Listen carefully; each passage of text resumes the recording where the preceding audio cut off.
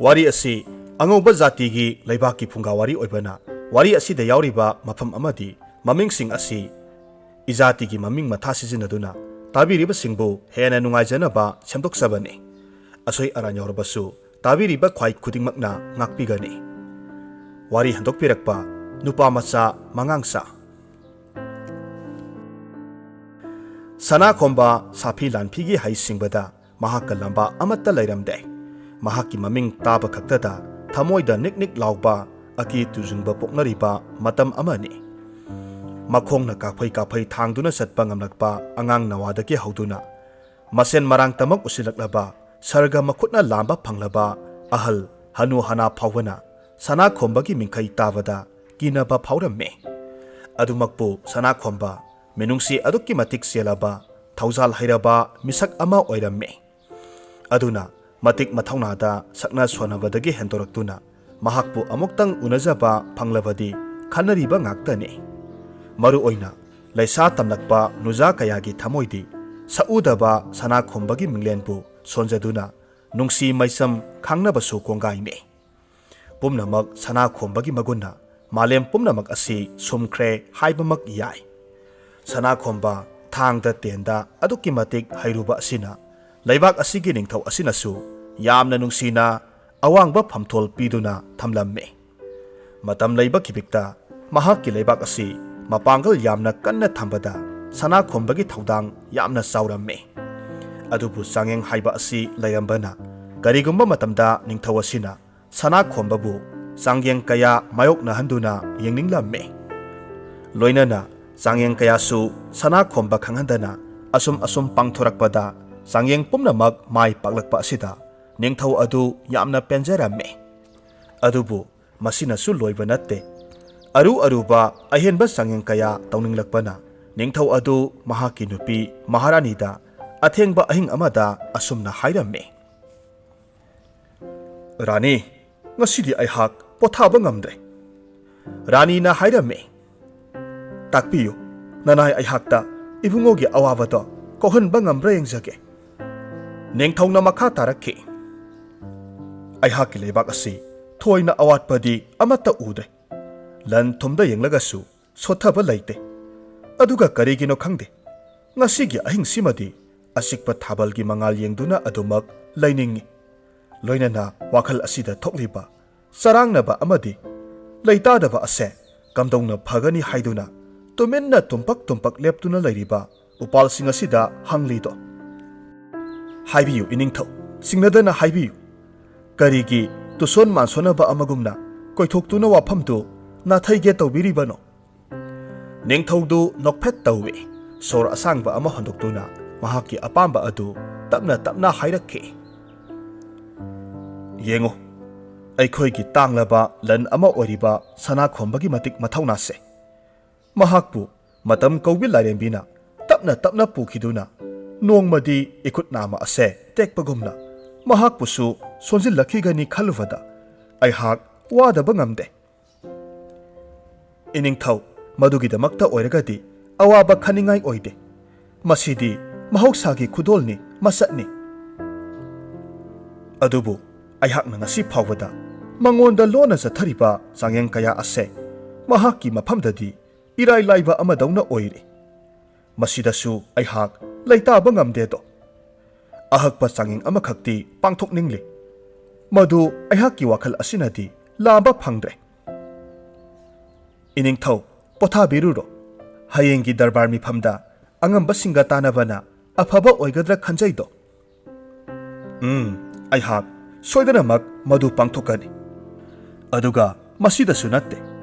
chawba sarep pharaklaba aihakki khubam silhaugadaba isanupa Rajkumar Thanglenbusu haisingba kaya tambigani sana khombagi sangyengda asumna ningthau amadi maharani numit asigi ahing asima wakhalsing asina ungduna nong nganba ngairamme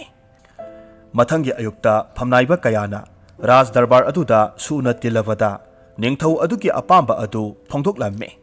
matam aduda phamnaiba amakhakna asumna hairamme iningthau nanagi wafamsi pukning sangna tabiyudo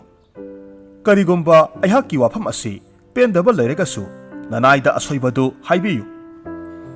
Mahai haibada matik mapa leitraba sana khomba leibak asigidi atangba lanido. Mahakki mafamda sathariba sangeng kaya asi mahakna irai laina mai pakli. Adum oinamak iningthaugi apambagi matung inna mahakki mafamda ahakpa sangeng ama pangthokpa pamlesu haibire. Loinana iningthaugi amata poksaba Rajkumar Thanglenbusu mahai masing amadi hai singpa hengetnanaba sangeng asiga loina hanbasu pamle hairabanina. Mayamnasu mamangda haibikraba amadi aihaknasu haijari. Madudi makhoi anisi lamba sangengnabadi oithokpa ngamloi. Aduna aihakna wakhal munna khanjaraba matungda makhoi animakki sangeng oiba yapa amakhak aihakna uzaido. Tiliba miyam pumnamak angambadugi wafam aduda pukning sangna taramme. Makha tana angamba aduna asomna hairamme. Sana khomba lirung tenda mapa laiba natte. Aduna mahakki tiengi khutkap kayamuk yamna mapa sumbano yengba oina Rajkumar Thanglenda tamduna kaplabadi sanging asi mapung soidana phagani. Mahakki wafam aduda ningthau adu angakpa amaga loinana hinglaklamme. Matam asidasu angamba adu luktharap tongna mahakki wafam adu mayak sengna makha samtharaklamme. Ngakpigani iningthau aihakna haijabadi karigumba sana khombana mafam amada lehanduna iningthaugi isanupa Thanglenbuna mafam amada lephanduna Rajkumargi haksangda tendam hanbamak haijabana chade. Rajkumargi masada tendamba haina pangkhak oiba yananaba kokthakta komla ama khinduna komla adubu pananaba kaphanba haibasine. Matam asidadi sana khombagi haksangda haisingba adu khaknatana matau karamna soifadraba thabak ama suksoi soidana pangthokpa ngamgadabagi magun ado aikoinasu uba phanglagani. Mamanggi sangeng singadu ningsingluragadi sangeng asi sana khombana soidana mak mai pakani. Ningthongna hairamme. Angamba aduga matang asida isanupa Rajkumar Thanglengi oiba mahina kamdongna tamhogadoribano. Angambana khomme. Iningthau matang asida Rajkumarna tamhogadaba mahi asi matau karamna miyoi amabu thajagani amadi poklabadi sigani haiduna kiduna leibadi ningthau sagaigi gun natte aduga kaidaunungda lanthengnabada akiba leiroidabani haibagi ahanba parado mahakna tamba ngamdoribani.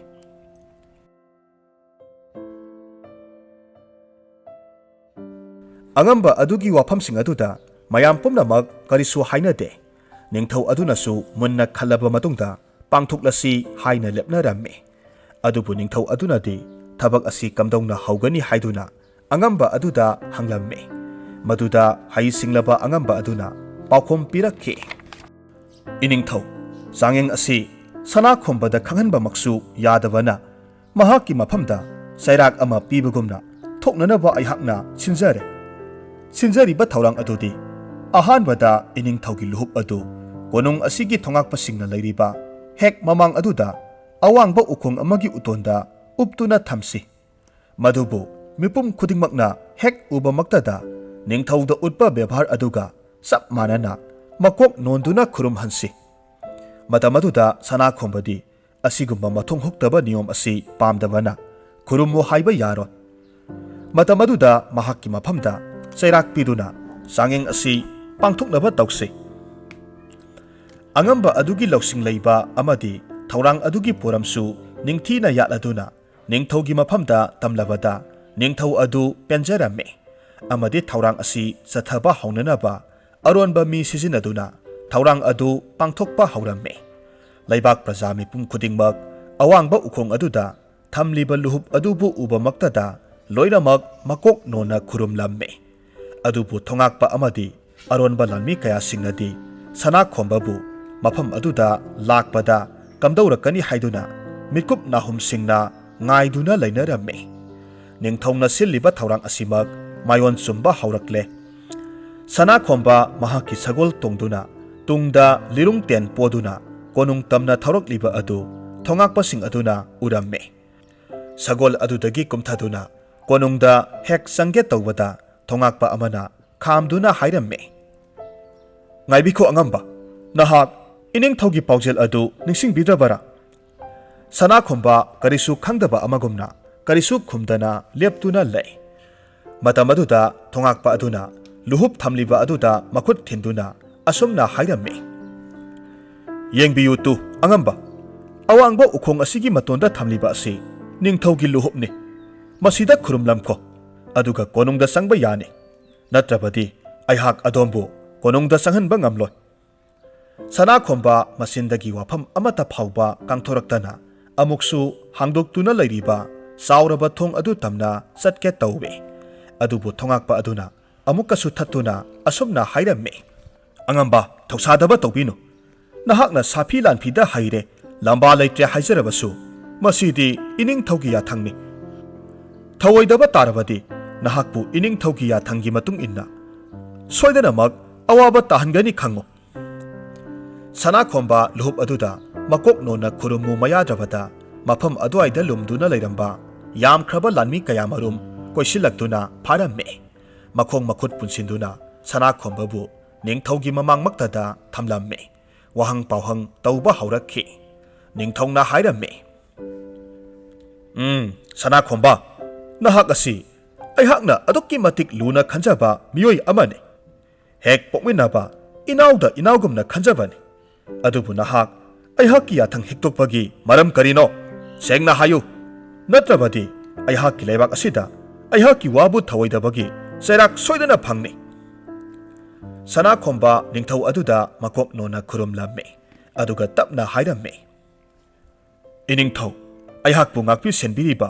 aihakkidamakta iningthauna hotnabiriba adugidamakta aihakna iningthaubu ikok nona khurumjabani. Adubu konunggi mamangda konunggi wangmada thamliba luhup adunadi aihakki iphamda karigumba amata sinabikhiba leitri. Aduna iningthau aihakna luhup adu khurumlubagi maram leitabra haina khanjaido. Ningthongna hairamme. Adubu luhup adudi ningthau aihakkini. Aihakka chap manaraba luhup adubu nahakna thawoidaba haibase aihakpusu thawoide takpani natra. Sana khombana khomme. Iningthaugi kokki luhupki magun mangdanaba aihaknadi thawai tharabasu thana hotnagani. Adubu iningthaugi kokta uptuna leigadaba mamal wanglagadaba luhup adubu karisu leitana usek wayagi amang asoi tausilamgani haibasu khandana thamlaga maduda leibak miyamna khurumnaba haibase aihakti sukpam pamjade. Masida iningthaugi yathang ngakte haiduna dandi pininglabasu karisu singnaba leijaroi. Sana khombagi wahi aduda ningthau thamoinungda asumna khalamme. Oh, kayada matik sakhraba aihakki lanmino. Asuk wakhal loksing leikraba pangal thona watraba asibu aihakki athoiba lanmi ama oina phangjaba haibase iraibak phakredako. Phare nahak sangeng asi mayok nahalage sem sarabani sangeng asi nangonda sinarage. Ningthongna makha tarakki. Nahakki wakhalon adu aina thagatli. Adubu ningthaugi yathangbu thawoidabagidamak nahak sairakti soidana phanglagani. Hai kana kana lei nupa asi sairak pinaba sem saw. Asumna haibadagi lanmi kaya sangsilaklamme. Sana khombabu kaisum sangda puki. Kaisum sang yaurabada sana khombabu phaduna purakliba mayamsing adugi maraktagi lanmi amana asumna hairamme. Athauba nahakna karigumba kaisum sang asidagi thokninglabadi horen darbargi phamnaiba sing laktuna wahang pawhang tawrakpa matamda yagani ngamgani haibasitang khombiyu. Madunatana athauba nahakki senpham leite. Sana khomba ninganaba karisu phaude maral karisu leitabanina pumnamak mahakna mayoknaba ngamgani haina khaladuna mahakki manakta phamnaiba sing sanglakpa ngairamme. Phamnaiba amana asumna hanglamme. Sana khomba nahak kaisum sang asidagi thokpa pamlabadi nahakki mafamda sanggeng amakhak pigani. Maduda mai paklabadi soidanamak nahakki naralsing adu iningthongna kokpigani. Madu natragadi nahak kaisum sang asida punsi chuppa lelhangadawribani. Sana khomba karisu khumde karisu khumlaklaroi maril khaba lanmini khangladuna phamnaiba aduna amok makha taraklamme. Nahakna karigumba nahaki haisingba adu iningthauda matik sana utlabadi nahakbu thadokadoribani sangyeng adudi atai karisu natte nahaki lirungten aduna tamkhiba tendam khudingmak asoiba amata leitana palhanba ngamba adugumna iningthaugi masanupa Rajkumar Thanglenbu tendamduna ten adu kapu matamaduda Rajkumar Thanglengi haksangi tubum nama phauba sokhanbadi yaroi tawbatabu Rajkumar adugi kokthakdadi komla ama khinduna thamgadoribani komla adugi mayai chapsana panba ngamlabadi nahakpu kaisumsang asidagi thadokadoribani wafam adu tabada sana khomba mamit aduna tapna phamnaibasing aduda yenglamme aduga makut adu tingthora e mahakki lirungten adu piyu haibagi matawgumna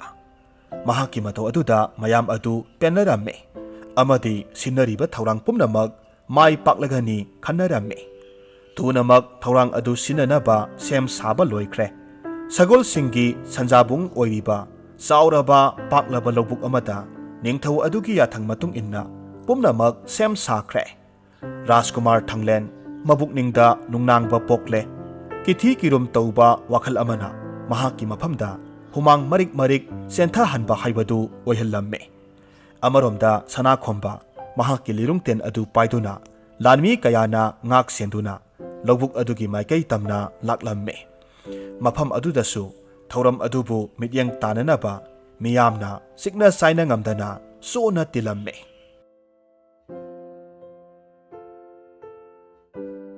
Rajkumar Thanglen fajaraba sana lupagi pizoldi set chari adubu mahak mamai mamit adudi humangna marik marik kaduna kithi kirum tauraba mamit aduna akoiba aduda koyeng yenge adubu sana khomba lirungten adu paiduna sem saraduna ngaiduna leikre matamaduda ningthaugi wangangloi aduna asumna lauраklamme Delliba miyam pumnamak haujikti thauramasi mityeng tabinanaba sem sabiro Rajkumar Thanglensu lai singduna thamliba aduda lepiduna kokthakta komla adu khinbiyu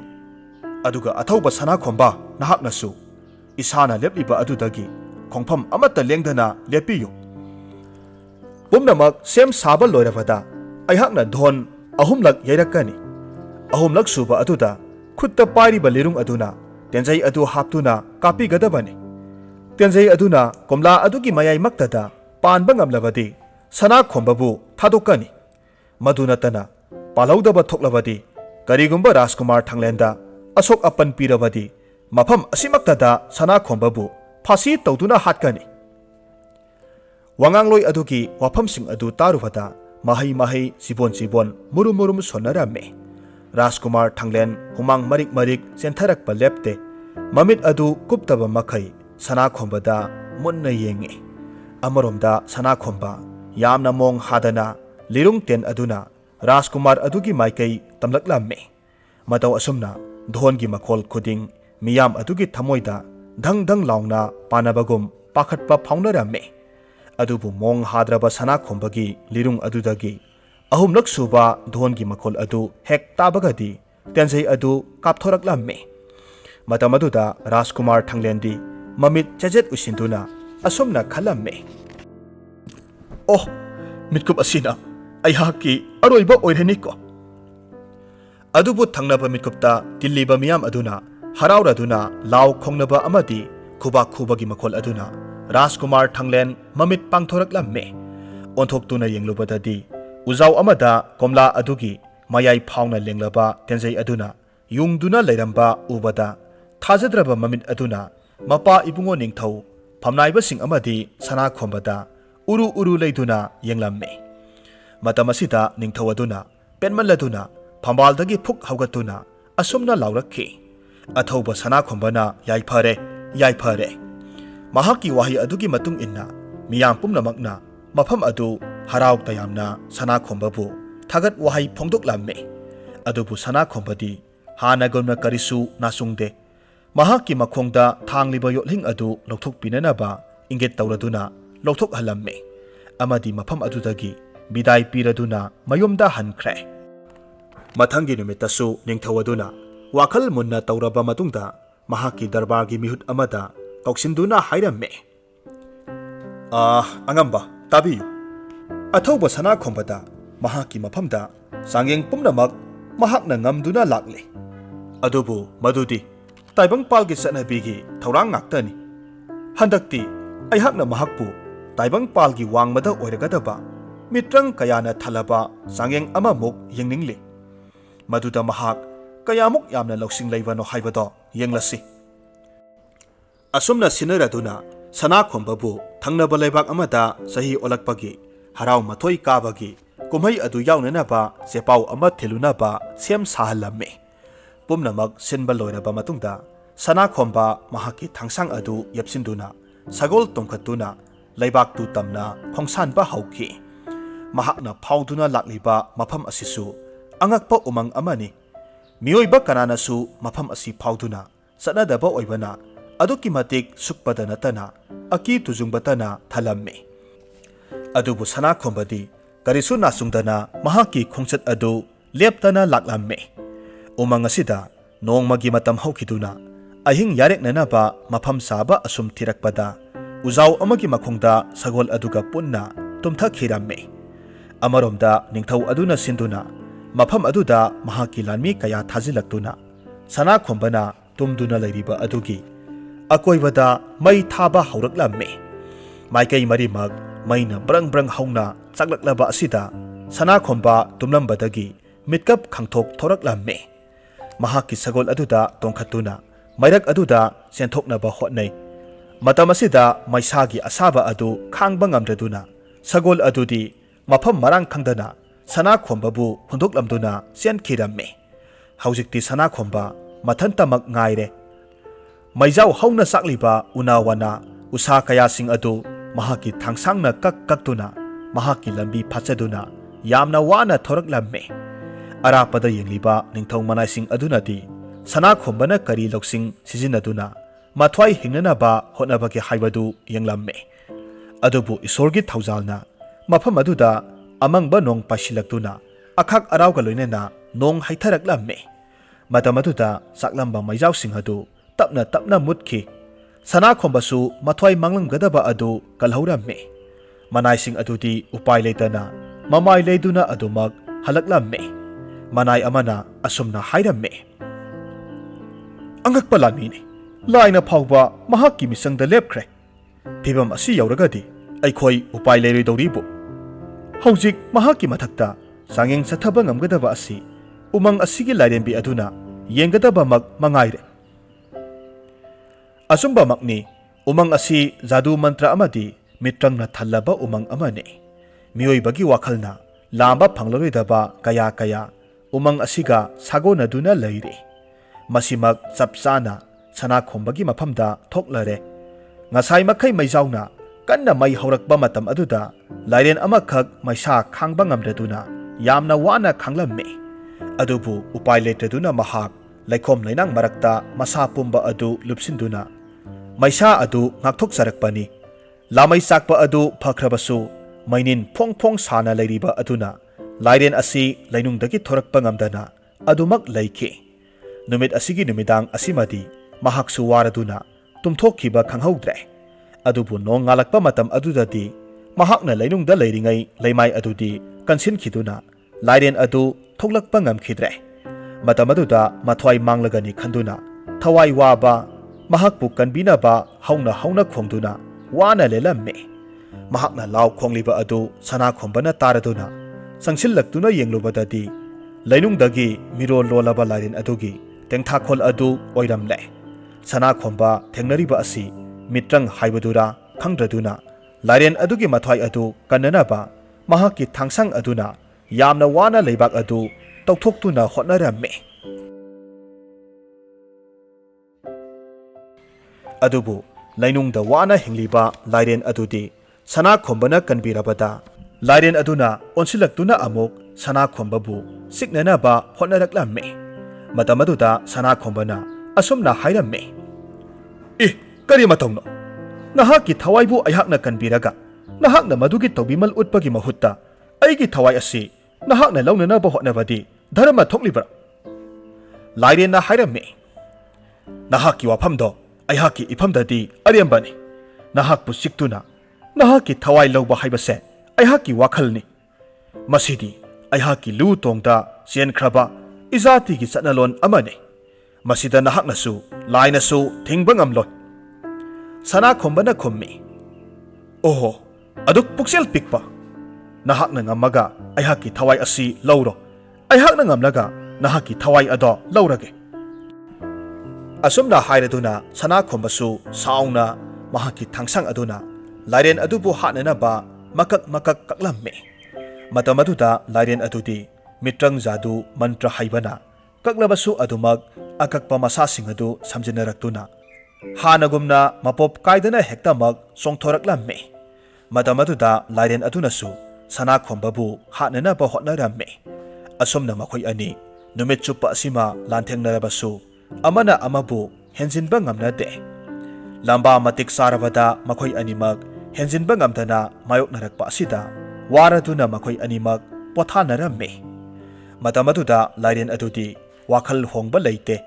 adubu jibalaktagi athoiba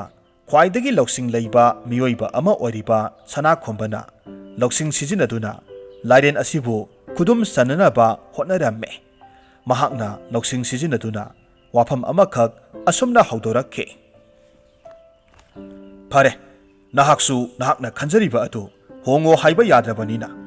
haujikti aikhoi anigi lamba asi amana heli amana watli haibado bisar tobinanaba kanagumba ama mathau tare aduna bisar tobinaba miyoi ama thirasi aduga aikhoi anigi asum aranse takhallasi asumna yanaraduna makhoi animak umang asida laktuna kanagumba ama asum thirakpa matamda muni risi amakhak dhyan tawduna lairamba thengnaramme risi adugi manakta sangsinduna wari pumnamak sit nana liramme makhoigi wari du taraba matungda risi aduna khangle madudi sana khombasi awaphamda soidanamak taragani aduna mahakpu kanbidaba yadre haina khalamme amaromda lairen adunadi mahakki thorang pumnamak adu akaiba leite mahakna summi sana khombabu mangonda sinabiyu haiduna giri taklamme sana khombasu mahakti lande mahak lairen adugi thawai kanbibani tawbimal piyu haiduna hairamme makhoi anigi marei chakri aduda khangba ngamdaduna muni aduna amuk asumna hairamme nakhoi animakki wafamdo ai amata thajaba ngamde aihakna nakhoi animakpu thajaba ngamdrabadi wayal bisar asi pangthokpasu ngamloi aduna aihakpu thajananaba nakhoi animakna karamba mafamdagi kamdongna thengnarakhiba aduga kamdongna khatnarakhiba haibado marik somna utlu aduga tambasu tamu risi adugi wafam aduda sana khomba amadi lairen makhoi animakna risi adubu lamjingduna thokriba pumnamak adu utnaba laklamme ahanbada sana khombana mahakna mafam aduda lakhibagi wari adu liduna tamlamme akonbada lairen aduna mahakki suwari adu tamlakpa matamda risi aduna asumna hanglamme karamba mafamdano lairen nahakna kunduna lairuribase amukta aigi mitmangda utlu yenge madu natrabadi aihakti thajaba ngamloi lairen aduna mahakna matau karamna lainungda awa maisa khanglambaki haibadu taknanaba masa adu marei tasinduna lainungda changkhiramme matamaduda sana khombana amuk matau karamna lairen adubu mateng pangkhibagi haibadu utnanaba hotnarakpada muni aduna khanglaw lauduna khamlamme ngaikhonopa nahak mafam asidagi khonglei thuna chatkro masinatana nahaki upai amata leite nahaki tawbimal khanglaroidaba jiba ase lainungda adumak awaba khangasanu muni adugi pautak khangladuna sana khomba mafam adu thadoktuna mahaki khongchat adu makha tana sathaki minungsi phawdaba lairen adudi adumak lainungda wana len khiramme amasung risi adusu mahaki loksingna bisar adubu irai laina pangthokki sana khombasu khara satlaba matungda mahaki sagol adu thengnaraduna sagol thauduna thangnaba laibak aduda paujel adu piramme loinana sana khombasu karisu tekta kaidana hanagi sakpham saong amata hongdana maraibakta amuk halakpada mipum khudingmakna angakpa phawbata natana ningthau adunasu hena angakpa phawramme मित्रंगी लाइरेन अदुगी मखुत्ता अवा सैथेंग नंगलमलगनी खल्लुबा अदुगी ओना तैनबदा लाइरेन अदुबु ओइना लैनुंगदा अदुमक लेंगदना थमलमखिबगी वारी अदु निंगथौनसु तारम्मे मधु तारुबदा निंगथौ अदु यामना पेलम्मे